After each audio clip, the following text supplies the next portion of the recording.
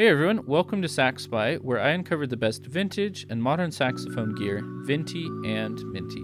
And today I'll be showing you a special saxophone setup. This saxophone belongs to Ryan Devlin, who is a Boston-based saxophonist currently attending the New England Conservatory, and I was able to check it out when he came to Utah to play a couple gigs and teach a couple master classes. So let me show you his horn that he's currently using. This beautiful horn is a Vinty Selmer Mark 6 tenor, 105,000 1963.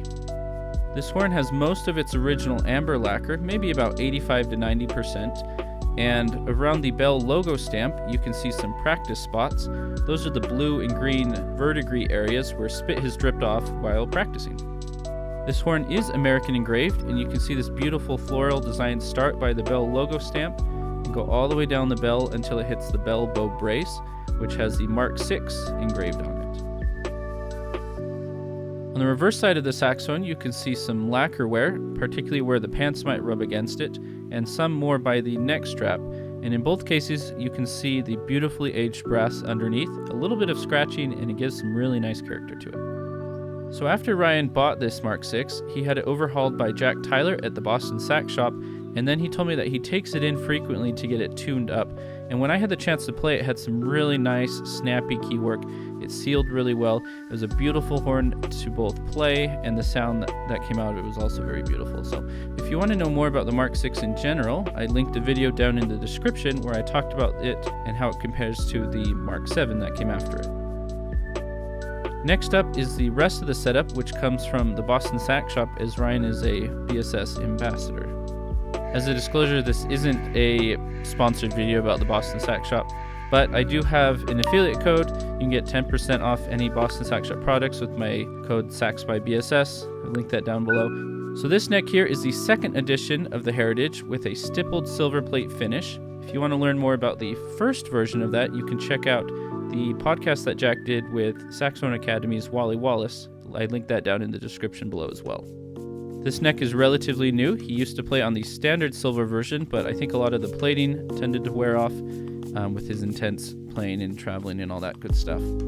I was able to play this neck personally, both on Ryan's horn and on my own 79,000 Mark 6, as they both fit pretty well. And it's a great sounding neck. It played really well. I liked how it responded, especially in the low register.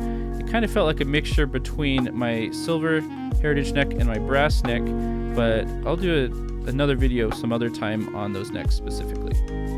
Ryan's current mouthpiece is a Minty Prototype S Series 115 that's been refaced to a 9. I measured it, and it measured right at 120 at the tip, and the facing was 25 millimeters or 50 in the standard measurements. This mouthpiece has a slightly longer rollover baffle, and I don't know if that came as part of the refacing to a 9 or if it's part of the prototyping, but it's there and it's very subtle. We all know that the S Series is based on a Vinty Selmer Soloist with the horseshoe chamber and some other specifics, but I'll do a review video on that soon. There are a couple other guides on my Instagram channel where you can check out more information on this mouthpiece. Ryan's ligature of choice right now is the Superlative ligature with the stippled black rhodium finish, and this is the newest finish that the Boston Sax Shop is currently offering. I've done a video on these ligatures before, so I'll make sure to put a link to that down in the description below. Personally, the finish is more of an aesthetic thing. I know Ryan used to play on a silver one before, and I'm just hoping for a copper one at some point. Ryan's reed of choice is the Minty Custom 3 reeds, and I took this to my measuring machine, and it measures right at a 23. And if you want to know what that means, it's actually a very specific number, and it's a way to measure reeds of any brand against reeds of any other brand and any other strength to compare them. I sell that chart down in the description below. It's super cheap, but it helps me just buy a reed so that I can keep these measurements up. Relatively speaking, I play around a 23, 24 on my 7-star mouthpiece, so a little bit harder reed, a little bit more resistance in his setup. I asked Ryan, and he said he doesn't really have a break-in process for his reeds. He just stores them in the plastic container that it comes in. Just soaks them up when he's ready to play and throws it back on. And I think I saw once or twice that he kept the reed on the mouthpiece, though I don't know if that's a standard thing.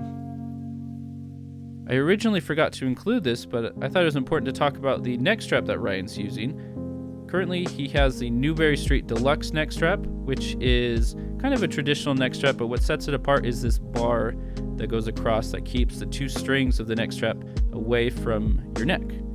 When I asked Ryan about it, he said it helped him with some minor neck problems, and he just liked how comfortable it was. Looking at this specific model, the leather's gotten pretty floppy over time, and that could be from sweat, it could be from humidity, from traveling, but personally I like a floppier neck strap rather than a stiffer one, but everyone has their own preferences. Last up, to carry all of this while traveling, Ryan is using the Ambassador case. He said that this one makes traveling easy. It's pretty easy to hide while walking on a few flights, and he told me some stories where he had to hide it because they were getting low on storage, and I've had to do that on some of my own flights too. And we know that the Ambassador case is probably one of the smallest, if not the smallest, flight cases out there. I generally use the BAM Classic, but I've never tried to fit it under the seat. Ryan told me that this case fits under the seat and in the overhead bin. I guess you could put a jacket over it and try and hide it between your legs. I had to do that with an Alto case once. But you gotta do what you gotta do to keep that saxophone on the plane up top with you so it doesn't go down into storage. That's what I always recommend. Of course, there's all sorts of features and gadgets on this saxophone case, and I'm just gonna sit and admire some of these fun stickers. We've got the Orlando Jazz Festival, New England Conservatory, Headwind Music, Devlin Music Studio, Jazz Memes, Allbirds, and then there's this one in the middle that I'm not really sure that I like. Give me just a second, I'm gonna grab something to fix this.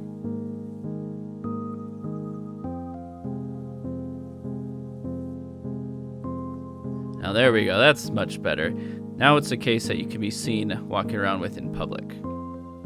Anyway, that is all for the review of Ryan Devlin's saxophone setup.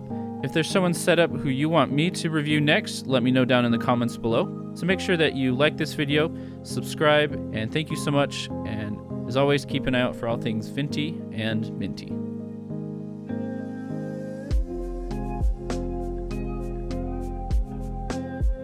Oh, this is an even cooler shot.